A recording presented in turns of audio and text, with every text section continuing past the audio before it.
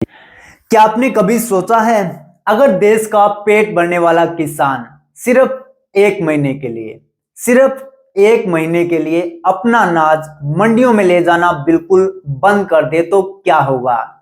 जो लोग आज एसी वाले कमरों के अंदर बैठकर किसान के अनाज का भाव तय करते हैं, उनकी प्लेट से रोटी गायब होने में कितनी देर लगेगी। जी हाँ दोस्तों, क्या आपको याद है 1956 की वो बात, जब हमारे पास अनाज नहीं था और हमें अमेरिका से वो लाल गेहूं मंगवाना पड़ा था जिसे वहां जानवर भी नहीं खाते थे। अगर नहीं है याद 1956 की बात, तो वीडियो में आगे चलकर पूरी डिटेल में आपको ये बताने वाला हूं।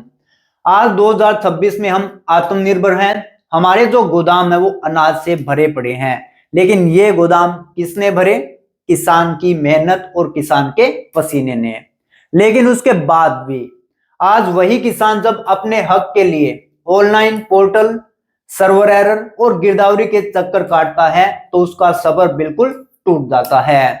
सबसे पहले आपको बता देता हूं, इस वीडियो में हम किसी को भूखा मारने की बात नहीं कर रहे, बल्कि किसान की अहमियत और उसके सही दाम के हक की बात कर रहे हैं। मैं आपको यहाँ ये बताने वाला हूं कि हमारे पास क्या ताकत है और हम यहाँ पे क्या कर सकते हैं। हम यहाँ पर किसी को भी भूखा मारने की बात नहीं करने वाले हैं। आज सरकार कहती है कि खेती डिजिटल हो गई है, सब कुछ मोबाइल पर है, लेकिन क्या सच में किसान की जिंदगी आसान हुई है, या फिर वो अब खेतों से ज्यादा सीएससी सेंटर्स के चक्कर काट रहा है। आज की वीडियो में हम उन सभी ऑनलाइन सिस्टम की पोल खोलेंगे जिनसे आज अन्नदाता बिल्कुल परेशान है, और इसके साथ साथ इससे हमें कैसे निपटना है और कैसे किसान राजा बनकर जी सकता है, इसके बारे में हम बात करने वाले हैं। वीडियो को एक सेकंड के लिए भी स्किप मत करना, वीडियो को लास्ट तक देखना। वीडियो काफी बड़ा हो सकता है, लेकिन मैंने हर मुद्दे कवर करने की कोशिश की है जिससे किसान परेशान है। मेरा वीडियो बनाने का मकसद है सभी किसानों को एक करना, इसलिए आज की वीडियो हिंदी में बना रहा हूं ताकि हर राज्य का किसान वीडियो को देखे, इसलिए वीडियो को शेयर जरूर कर देना। तो चलिए सबसे पहले हम किसानों को होने वाली कुछ समस्याओं को देख लेते हैं। वैसे तो किसानों को शुरू से लेकर लास्ट तक समस्या आती रहती है, समस्याओं का भंडार है, लेकिन जो कुछ मेन समस्या है, सिर्फ 10 समस्या मैं आपको बताने वाला हूं। तो चलिए सबसे पहले हम देखते हैं पोर्टल पर पंजीकरण, यानी मेरी फसल मेरा ब्यौरा। गलत डेटा फीडिंग, कई बार किसान की जमीन का रिकॉर्ड किसी और के नाम चढ़ जाता है या फसल की किस्म गलत दर्ज हो जाती है, यानी खेत में सरसों खड़ी और पोर्टल पर गेहूं चढ़ा देते हैं, दिक्कत आती है। इसके अलावा रजिस्ट्रेशन की आखिरी तारीखों के दौरान पोर्टल का सर्वर धीमा हो जाता है, जिससे समय पर पंजीकरण नहीं हो पाता, यानी सर्वर इनका बिल्कुल डाउन रहता है। इसके अलावा पंजीकरण के लिए बहुत कम समय दिया जाता है, जिससे छोटे किसान छूट जाते हैं। पोर्टल का सर्वर डाउन होना, फसल की गलत एंट्री और कम समय की विंडो। तो यहाँ पे दोस्तों लगातार आप देख रहे होंगे, खास करके हरियाणा में बहुत समस्या इसके अंदर आती ही रहती है। इसके बाद एक ई नाम से भी है, ई नेम और ऑनलाइन मंडी। इसका काम है भाई, सरकार मंडियों को ऑनलाइन जोड़ रही है ताकि किसान कहीं भी फसल बेच सके, लेकिन मंडी तो ऑनलाइन हो गई पर किसान की जेब है वो आज भी खाली है। किसान माल बेच देता है, लेकिन उसकी जो पेमेंट है वो हफ्तों तक लटकी रहती है, समय पे उसको पैसा नहीं मिलता। और आपको पता है अब बिजाई शुरू होने वाली है, तो किसान को तो बेचते ही पैसे चाहिए, लेकिन गवर्नमेंट की ओर से हफ्तों तक पैसे हैं वो लटकते रहते हैं। और बहुत से किसान स्मार्टफोन या फिर ऑनलाइन बोली प्रक्रिया को समझने में असमर्थ हैं, तो उनको तकनीकी जानकारी का इतना पता नहीं होता, वो सही से इसको कर भी नहीं पाते। बाकी कागजों पे सिस्टम ऑनलाइन है, लेकिन असलियत में अब भी किसान स्थानीय व्यापारियों पर ही निर्भर है। ज्यादातर किसानों आड़तियों के पास जाकर ही फसल बेच के आते हैं। बहुत सारे किसान हैं वो इसका फायदा नहीं उठा पाते, सरकार से एमएसपी के रेट पे वो पैसे नहीं ले पाते हैं, क्योंकि उनको इतनी जानकारी ही नहीं है, और जिसको जानकारी है उसको समय पे पैसा नहीं मिलता। तीसरे नंबर पे मैंने रखा है एग्रीस्टैक और डिजिटल फार्मर आईडी को। ये बिल्कुल एक नया सिस्टम अभी गवर्नमेंट ने लॉन्च किया है। इसमें क्या कर रही है सरकार, अब हर किसान की एक डिजिटल आईडी बना रही है, जिसमें एग्रीस्टैक कहा जाता है, और इसमें किसान की जमीन, फसल और आधार कार्ड को जोड़ा जा रहा है। इसमें परेशानी क्या रही है, डेटा में थोड़ी सी भी गलती होने पर जो पीएम किसान की किस्तें हैं वो रुक जाती हैं, या फिर जो खाद बीज पर मिलने वाली सब्सिडी है उसके अंदर दिक्कत आती है। और एक बात ये भी ध्यान रखना, अगर सब कुछ ये डिजिटल कर देती है सरकार, तो फिर सरकार जब मर्जी कुछ भी कर सकती है, यानी पूरा का पूरा जो कंट्रोल है हमारा वो सरकार के हाथ में चला जाएगा। रजिस्ट्री उसके हाथ में होगी, आधार कार्ड उसके हाथ में होगा, तो सब अगर सरकार के हाथ में चला गया तो फिर हम कुछ नहीं कर पाएंगे, जो करेगी वो सरकार ही करने वाली है। तो पूरा अपना एक्सेस देना सरकार को, ये भी एक अच्छी बात नहीं है हम किसान भाइयों के लिए। उसके बाद नंबर 4 पे मैंने रखा है फसल बीमा का। फसल बीमा का अब सारा काम है वो ऑनलाइन हो गया, लेकिन जब नुकसान होता है तो क्लेम मिलने में दिक्कत आती है। ऑनलाइन शिकायत दर्ज करने के बावजूद जो सर्वे करने वाले हैं बंदे उस समय पर नहीं पहुंचते। कई बार किसानों के खाते से बीमा की राशि तो कट जाती है, लेकिन पोर्टल पर उनकी फसल का सही रिकॉर्ड नहीं होता, जिससे क्लेम रिजेक्ट हो जाता है।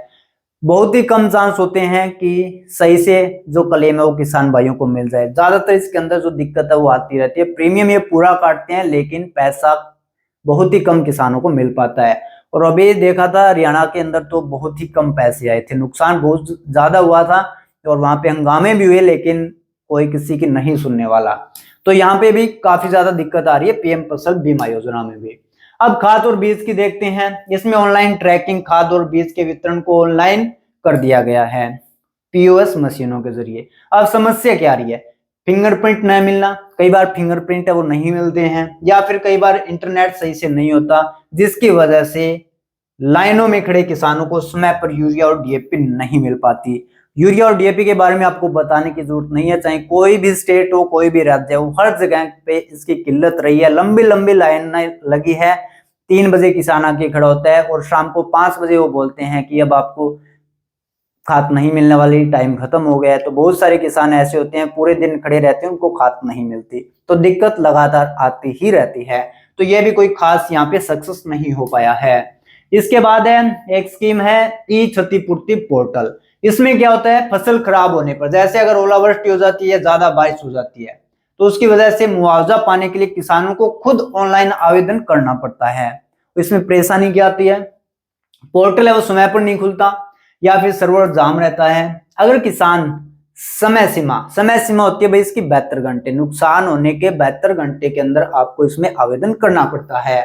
अब समय सीमा के भीतर फोटो अपलोड नहीं कर पाता किसान, तो उसे मुआवजे से वंचित रहना पड़ता है।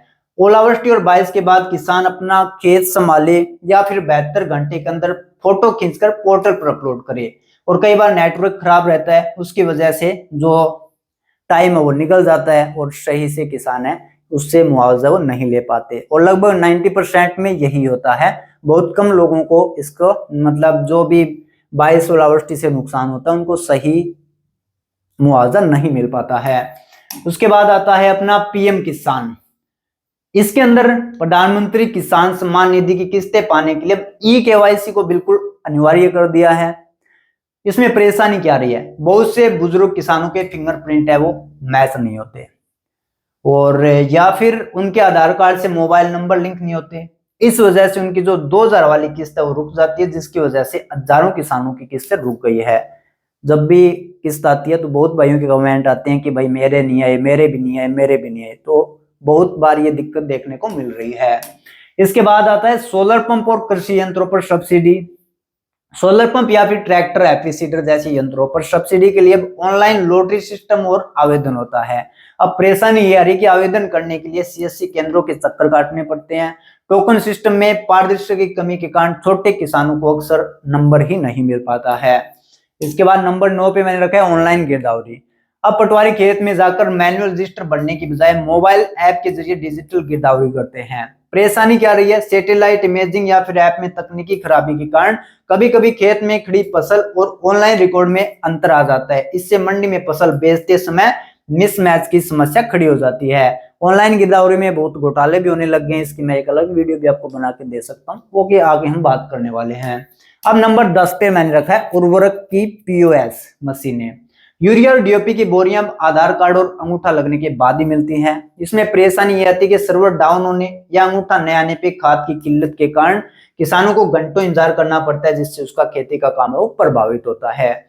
इसके अलावा भी बहुत सारी समस्या है जिससे किसान को लगातार परेशान किया जा रहा है। तो भाई सरकार को समझना होगा कि गांव में हर जगह 5G नहीं चलता और हर किसान के पास स्मार्टफोन भी नहीं है। जो टेक्नोलॉजी है वो सुविधा के लिए होनी चाहिए, सजा के लिए नहीं। तो किसानों को सरकार ने बिल्कुल मजाक बना के छोड़ दिया है। आपके साथ भी कभी पोर्टल की वजह से फसल बेचने में दिक्कत आई है तो कमेंट करके जरूर बताना। अब दोस्तों सबसे बड़ी और सबसे जो अहम समस्या है उसके ऊपर हम थोड़ी सी नजर डाल लेते हैं। जब किसान मंडी में फसल लेकर आता है तब हमें सही भाव नहीं मिलता और तो और सरकार दूसरे देशों में भी आयात करने लगती है, जिससे हमें ना के बराबर भाव मिलता है। जैसे अभी इंडिया और यूएसए की ट्रेड डील। कहने का मतलब यह है कि जब भी ऐसा लगता है कि फसल के अच्छे भाव आने वाले हैं, गेहूं का लेके चलो, चावल का लेके चलो, या फिर नरमा कपास का लेके चलो, या फिर तिलहन का लेके चलो, जब भी तेल के भाव बढ़ते हैं तो सरकार अचानक से बाहर देशों से तेल का आयात कर लेती है। सरकार कहती है कि गरीब नहीं खा सकता। तो भाई हमने गरीबों का ठेका नहीं ले रखा है, हम भी गरीब या हम कोई अमीर नहीं है, कर्जवान है। तो सरकार जो करना है वो अपने हिसाब से करे, हम उसमें क्या कर सकते हैं। हमें अपने भाव चाहिए सही, लेकिन सरकार ये नहीं चाहती है। जो भी खाद्यान्न वाली चीज और तिलहन वाली चीज है उसका सरकार कभी भी भाव नहीं देती। जब भी सरकार को ऐसा लगता है कि भाई अब भाव बढ़ने वाले हैं तो सीधा बोलती है कि अब गरीब है, तेल कहाँ से लेके आएगा, दाल कहाँ से लेके आएगा। तब भाव को कम करने के लिए वो दूसरे देश से आयात करती है और ये सबसे बड़ी वजह है जो किसान की कमर तोड़ देती है। क्योंकि जब फसल निकल के आती है उस टाइम सही पे भाव नहीं मिलता और सरकार बाहर से भी खरीद लेती है। और अभी ये जो बात चल रही है India versus USA trade deal की, इसमें भी किसानों को काफी ज्यादा नुकसान होने वाला है। अब इन सबसे निपटने के लिए हमें क्या करना चाहिए? अब हम अपने इस प्रमुख मुद्दे पर आते हैं। हम बिना आंदोलन, बिना हड़ताल, बिना किसी हिस्सा के ऐसा क्या करें सरकार को सही भाव के लिए मजबूर कर दें। इसके लिए पहले हम 1956 में चलते हैं। हमने वीडियो के स्टार्ट में बात की थी 1956 में क्या हुआ था। असल में 1956 में भारत सरकार ने भूखमरी से बचने के लिए अमेरिका के साथ एक बहुत ही चर्चित समझौता किया था, जिसे PL 480 कहा जाता है। यहाँ उस दौर की पूरी कहानी मैं आपको बताने वाला हूँ कि ये PL 480 क्या है, भूखमरी के टाइम क्या हुआ था। तो यहाँ वीडियो है वो थोड़ी सी इंटरेस्टिंग आपके लिए बनने वाली है। यहाँ से हमें पता चलेगा कि कैसी स्थिति से किसानों ने देश को संभाला था और जिस किसान ने देश को संभाला था उसकी आज दुर्दशा कैसी है। तो सबसे पहले आई थी संकट की पृष्ठभूमि। 1947 में आजादी के बाद भारत के पास खेती के लिए तकनीकी की कमी थी और जनसंख्या तेजी से बढ़ रही थी। 1950 के दशक के मध्य तक आते आते भारत में अनाज, खास करके गेहूं का जो उत्पादन है वो इतना कम हो गया कि देश अपनी जनता का पेट भरने की स्थिति में ही नहीं रहे। फिर होता है PL 480 समझौता। भूखमरी की हालत को देखते हुए उस टाइम के जो प्रधानमंत्री थे पंडित जवाहरलाल नेहरू, जवाहरलाल नेहरू ने अमेरिका से मदद मांगी। 29 अगस्त 1956 को भारत और अमेरिका के बीच में PL 480 समझौते के ऊपर हस्ताक्षर हुए। और ये समझौता क्या था? अमेरिका भारत को अपना फालतू बचा हुआ गेहूं और चावल बेचेगा और उसकी खास बात यह थी कि भारत को इस अनाज के बदले डॉलर नहीं बल्कि भारतीय रुपया देना था। इसे फूड फॉर पीस कार्यक्रम भी कहा गया। अब होता है लाल गेहूं और अपमान का घूंट। उस समय अमेरिका से जो गेहूं भारत आता था वह लाल रंग का होता था। अमेरिका में वह अनाज अक्सर जानवरों को खिलाने के काम आता था। भारत के पास कोई विकल्प नहीं था, इसलिए हमारे देश के लोगों को वही लाल गेहूं खाना पड़ा था। और इसी दौरान भारत की आत्मनिर्भरता पर सवाल उठने लगे और इससे शिप टू माउथ, यानी जब जहाज बंदरगाह पर आता तभी देश का चूल्हा जलेगा। यानी जो भारत है वो अमेरिका के ऊपर इतना डिपेंड हो गया था, अगर अमेरिका वहां से जहाज भरकर ये जो लाल गेहूं था वो भारत में नहीं भेजेगा तो वहां पे चूल्हे नहीं जलने वाले हैं। इतनी मतलब भूखमरी आ गई थी। और एक बार ऐसा भी हुआ था, अमेरिका के प्रधानमंत्री ने बिल्कुल अनाज बेचना बंद कर दिया था, 2 दिन 3 दिन पता नहीं कितने दिन। तो वहां इतनी भूखमरी आ गई थी भारत के अंदर, तभी जो प्रधानमंत्री थे उस टाइम, उसके लड़के का शायद जन्मदिन था, तब उसने बोला था, पापा हाथ जोड़ के विनती की थी कि वहां के लोग भूखे मर रहे हैं, कैसे भी करके आप उनको भेजो। तब जाकर एक जहाज भर के उस प्रधानमंत्री ने, अमेरिका का कौन था याद नहीं है, उसने बाद में भेजा था, तब जाके लोगों को खाना मिला था। असली संकट 1960 के दशक का सूखा। 1956 की कमी आगे चलकर 1965 और 66 में भयानक सूखे में बदल गई। मानसून पूरी तरह फेल हो गया, बिहार और उत्तर प्रदेश में अकाल जैसी स्थिति पैदा हो गई। तब लाल बहादुर शास्त्री जी ने इस संकट के दौरान जय जवान और जय किसान का नारा दिया था और देशवासियों से हफ्ते में एक दिन उपवास करने की अपील की थी। यानी भूखमरी इतनी ज्यादा बढ़ गई थी कि राष्ट्रपति आगे लाल बहादुर शास्त्री को देशवासियों से अपील करनी पड़ी कि भाई हफ्ते में एक दिन व्रत जरूर रखो ताकि थोड़ा बहुत कंट्रोल हो जाए। फिर भाई 1956 के शुरू होते हुए इस हाथ फैलाने वाले दौर ने भारत को एहसास करा दिया कि बिना आत्मनिर्भर बनने काम नहीं चलेगा। इसी अपमान और जरूरत से हरित क्रांति का जन्म हुआ और हरित क्रांति के बारे में आप सब जानते होंगे। एम स्वामीनाथन और सी सुब्रमण्यम जैसे दिग्गजों ने किसानों के साथ मिलकर नई किस्म के बीज पेश किए, जिसे हम हाइब्रिड बोलते हैं, जिससे भारत 1970 दशक तक अनाज के मामले में आत्मनिर्भर बना। यानी जिस टाइम देश बिल्कुल भूख मर रहा था, उस टाइम स्वामीनाथन और सुब्रमण्यम और इनके साथ किसानों ने मिलकर अनाज उगाया। उसके बाद जो देश है वो आत्मनिर्भर बना था। अदरवाइज इतनी भूखमरी थी कि अमेरिका के ऊपर डिपेंड रहना पड़ता था और अमेरिका में वो अनाज सुअर नहीं खाते थे, वो अनाज भारतीयों को खाना पड़ता था। अब एक छोटी सी जानकारी भी आपको दे देता हूं। PL 480 के तहत आए जो गेहूं आता था ना, लाल गेहूं, उसके साथ गाजर घास, जिसे हम कांग्रेसिया घास कहते हैं, उसके बीज भी आ गए थे, जो आज भी भारतीय खेतों के लिए एक बड़ी समस्या बनी हुई है, जिसे हम कांग्रेसिया घास बोलते हैं। वो इसी टाइम आया था अमेरिका से बीज लाल गेहूं के साथ में, और जिसको आज तक हम झेल रहे हैं, इसको खत्म नहीं कर पा रहे हैं। तो अब भारत उस भूखमरी को भूलकर फिर अमेरिका के साथ हाथ मिला रहा है, किसानों की कमर तोड़ रहा है। किसान भाइयों, अब समय आ गया है बीते हुए कल को दोहराने का। सब किसान भाई एक होकर दिखा दो अपनी ताकत और बता दो सरकार को हम क्या कर सकते हैं और क्या नहीं। देश का पेट भरने वाला किसान अगर अपनी उपज रोक दे तो पूरी व्यवस्था कैसे ठहर जाएगी। देखते हैं शहरों में हाहाकार। अगर किसान अनाज बाहर न निकाले तो मंडियां खाली हो जाएगी। शहरों में जहां लोग पूरी तरह बाजार पर निर्भर हैं, वहां अनाज की भारी कमी हो जाएगी। जो आटा आज 30 से 40 रुपए किलो है, वह 200 से 300 तक पहुंच सकता है और सब्जियों के दाम आसमान छू सकते हैं। लोग सड़कों पर उतर आएंगे। इसके अलावा सरकार के पास कुछ महीनों का बम्पर स्टॉक होता है, लेकिन वह खत्म होते ही अफरा तफरी मच जाएगी। बड़े व्यापारी अनाज छिपाने लगेंगे और कालाबाजारी शुरू हो जाएगी।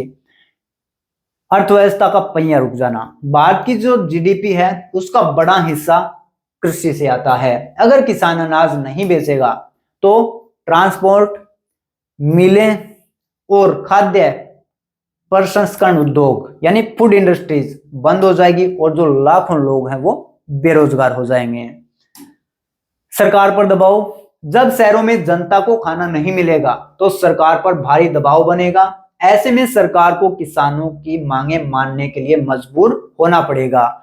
यह किसानों की मूक शक्ति को दर्शाता है, यानी साइलेंट पावर। यहाँ पे ना तो कोई आंदोलन करना, ना कोई हिस्सा करनी, ना कोई लड़ाई झगड़ा करना, सिर्फ क्या करना है वो मैंने आपको बता दिया शॉर्टली में। डिटेल में बताऊंगा तो वीडियो को हटा दिया जा सकता है, कोई लीगल कार्रवाई भी हो सकती है। 1956 की याद दिलाएं। जैसे 1956 में हम लाल गेहूं के लिए दूसरों के मोहताज थे, आज किसान ने मेहनत करके देश को आत्मनिर्भर बनाया है। लेकिन अगर आज वही किसान अपनी फसल रोक ले तो देश के लिए देश फिर उसी संकट में खड़ा हो सकता है।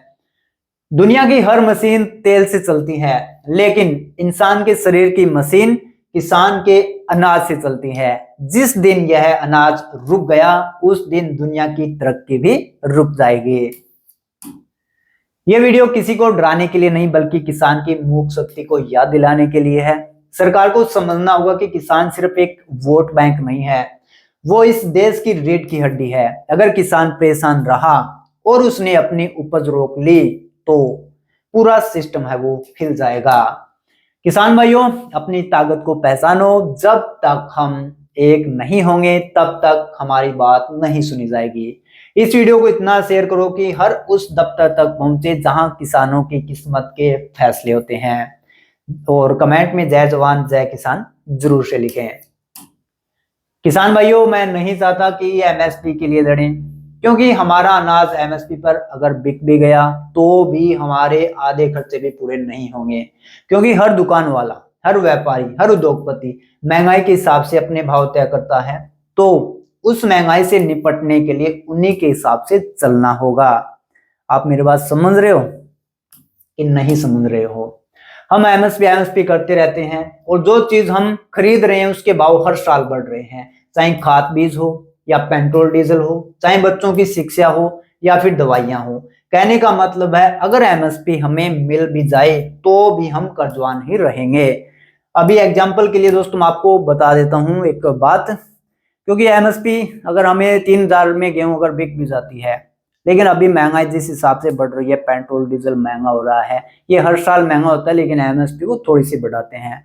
अगर हमें एमएसपी मिल जाए तो क्या होगा? कुछ भी नहीं होने वाला, क्योंकि हर चीज लगातार महंगी हो रही है, चाहे वो शिक्षा हो, चाहे वो दवाइयां हो, चाहे वो बीज हो, चाहे वो तेल हो।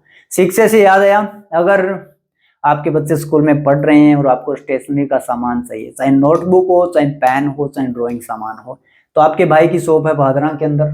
जो भी भादरा के नजदीक वाले हैं, जो भादरा पहुंच सकते हैं, वो एक बार हमारी शॉप यानी हमारी दुकान के ऊपर जरूर आके जाएं। अगर आपको सामान नहीं भी लेना है तो भी आप हमसे डिस्कस कर सकते हैं, हम आपस में बात कर सकते हैं क्या करना चाहिए खेती में, क्या नहीं करना चाहिए। तो एक बार भाई को सेवा का मौका जरूर दें, क्योंकि दोस्तों वीडियो से तो कुछ होता नहीं है, मैं कभी कभार ही डालता हूँ, और खेती में उतनी बचत नहीं, इसलिए मैंने थोड़ा सा टाइम निकाल के छोटी सी शॉप की है, ताकि गुजारा चलता रहे।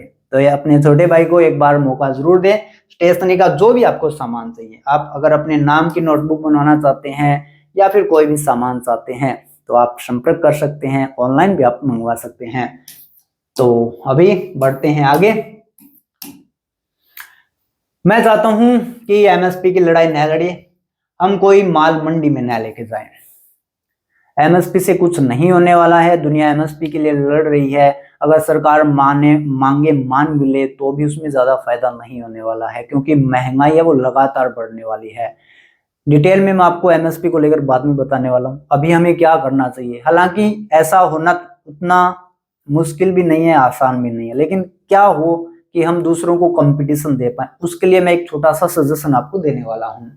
तो हम कोई भी माल मंडी में न लेके आए, चाहे वो दूध दही हो, चाहे गेहूं चावल हो या सब्जी हो, इन सब के भाव हम खुद तय करें। भाव हम खुद तय करेंगे, और जिसको जरूरत है वो हमारे गांव या खेत से लेकर जाए। हमें अपनी वैल्यू बढ़ानी पड़ेगी। हम अपना सामान लेकर दूसरे के पास जाएंगे, गिड़गिड़ाएंगे, लाइन में लगेंगे, तो वहां पे हमारी वैल्यू नहीं रहती। हमारा अनाज है, हम अपने हिसाब से लेकर जाएंगे, हमारे भाव हम खुद तय करेंगे।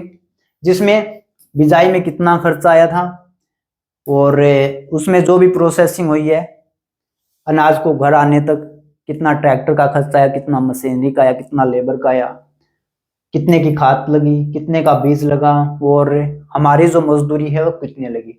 इसके साथ साथ हमारी जमीन की कीमत के हिसाब से भी थोड़ा सा खर्च उसमें जोड़ना पड़ेगा, क्योंकि कोई भी अगर प्रोडक्ट बनता है वो जिस चीज से बनता है, उस मशीनरी का भी उसके अंदर जो कॉस्ट है वो लगी होती है, वो हमें देनी पड़ती है। अगर हम हॉस्पिटल में जाते हैं एमआरआई करवानी है, तो एमआरआई का भी उसमें कॉस्ट होता है। उसका ये नहीं है कि मशीन में स्कैन कर दिया, रिपोर्ट आ गई, उसके पैसे लग गए। वो कितने हजार लाख की आई है, उसकी भी कॉस्ट उसमें इंक्लूड होती है, इसी से वो इतना महंगा होता है। तो हमारी जमीन भी महंगी है, तो हमें उसको भी थोड़ा सा जोड़ना चाहिए, अगर हम रूल के हिसाब से चलें तो।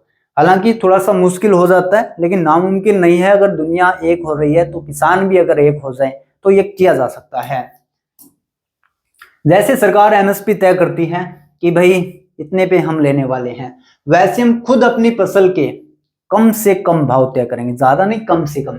जैसे सब खर्चा लगने के बाद और उसमें हमारा थोड़ा सा प्रॉफिट जोड़ने के बाद गेहूं है वो 200 रुपए किलो हो गई, तो इसका मतलब है कोई भी किसान भाई 200 से कम में अपनी गेहूं नहीं बेचेगा। अगर क्वालिटी अच्छी है तो 200 की बजाय 210 या 220 में बेच सकता है, लेकिन 200 से कम में नहीं बेचने वाले हैं। हमें अधिकार है, हमारा माल है, जब हमारा मन करेगा हम तब बेचेंगे, जिस भाव में बेचेंगे, जिस भाव में प्रॉफिट होगा उसी भाव में बेचेंगे। सरकार इसमें कुछ नहीं कर सकती है। ज्यादा से ज्यादा जो सरकार है, अभी खेती में टैक्स नहीं है, वो खेती में टैक्स लगा सकती है, या फिर केसीसी इंटरेस्ट है उसको थोड़ा बहुत बढ़ा सकती है, या फिर 2000 वाली जो किस्त है वो रोक सकती है। इसके अलावा अगर सरकार को लगे बिल्कुल भी किसान तो माल ही नहीं लेके आ रहा है तो मैं विदेश से मंगवा लूं, तो विदेश में उस टाइम क्या हालत हुई थी जब अमेरिका के ऊपर हम डिपेंड हुए थे, वो भाई सरकार को पता है। तो किसान के पास पावर है, वो कुछ भी कर सकता है, वो भी बिना कुछ किए। क्योंकि अभी अगर हम माल रोक लें, अगर बेच भी लें, तो हम अपने खर्चे पूरे नहीं कर सकते, हम कर्जवान ही रह रहे हैं। अगर हम अपने माल को 6 महीने या 12 महीना अगर रोक भी लें तो हम तो कर्जवान हैं, थोड़े बहुत और हो जाएंगे, लेकिन दुनिया को पता चल जाएगा ना भाई किसान चीज क्या है। अभी जो सरकार है, चाहे वो कोई भी सरकार हो, मैं किसी भी सरकार को यहाँ पे टारगेट नहीं कर रहा हूँ, हर सरकार एक जैसी ही होती है जब सत्ता में आती है। हर सरकार की एक ही सोच है, किसान को कर्जवान करके किसान को जमीन बेचने के लिए बिल्कुल मजबूर कर देना और बड़े लोगों को जमीन देना। कोई भी सरकार हो, जहां से उसको पैसा मिलेगा वो उसी के साथ होगी, और किसान खुद कर्जवान है तो वो सरकार को क्या देगा। जहां से पैसा आएगा सरकार उसी के गुण गाएगी और उसी के हिसाब से चलेगी। और ये सब आपको पता ही है, हम दिन रात ये चीज देख भी रहे हैं। अगर हम लोग आज एक नहीं हुए तो एक समय ऐसा आएगा, गिने चुने किसानों के पास ही जमीन होगी, बाकी बड़े लोग जमीन वाले होंगे, बड़े बड़े लोग उद्योगपति अंबानी अडानी जैसे, वो अनाज उगाएंगे और अपने भाव खुद तय करेंगे, ऊंचे से ऊंचे भाव में बेचेंगे और लोगों को खरीदना भी पड़ेगा। हो सकता है हमें भी खरीदना पड़े, क्योंकि पिछले कुछ सालों से हम देख रहे हैं, पहले अगर गांव में कोई 1-2 किला जमीन बेचता था तो बातें चलती थी कि भाई जमीन बेच रहा है, वो बेच दी बहुत गलत क्या। लेकिन अभी अक्सर आप देख रहे होंगे हर साल 3 से 4 ऐसे किसान मिल जाते हैं जो जमीन बेचने पे मजबूर हो रहे हैं, और ये संख्या धीरे धीरे बढ़ने वाली है, क्योंकि हर चीज में महंगाई बढ़ रही है, लेकिन हमारे दाम है वो नहीं बढ़ने वाले। हमें एमएसपी भी मिल गई ना तो भी हमें जमीन बेचनी ही पड़ेगी, क्योंकि वहां से खर्चा नहीं निकलने वाला। क्योंकि अगर कोई प्रोडक्ट बनाता है तो उसमें पूरे लेबर से लेकर बनाने तक जो भी खर्चा इंक्लूड होता है, तब जाके पैसा बचता है। तो हमें वो चीज करनी पड़ेगी, तभी खेती के अंदर प्रॉफिट आ सकता है। अभी मौका है एकता दिखाने का, क्योंकि अब युद्ध की वजह से महंगाई बढ़ने वाली है, हर चीज महंगी होने वाली है। ये मैं आपको अभी बता देता हूँ, ये जो 2026 है ना, इसमें बहुत बुरी हालत होने वाली है। आपको उधार का 1 रुपया भी नहीं मिलेगा, किसी के पास पैसा नहीं होने वाला, क्योंकि ऊपर से हर चीज महंगी होगी, और एक बार महंगी हो जाए ना फिर सस्ती होने में बहुत टाइम लग जाता है। तो ये 1 साल बहुत ही खराब रहने वाला है। मैंने पहले भी बोला था कि जितने कम हो उसके खर्चे बिल्कुल कम कर दो, मेहनत ज्यादा करो, मशीन की बजाय खुद के ऊपर डिपेंड हो, मशीन से निकलवाना है वही खर्चा करें, ऐसे नहीं ठेके दे के निकलवा या कर लिया वो कर लिया, खुद मेहनत करो।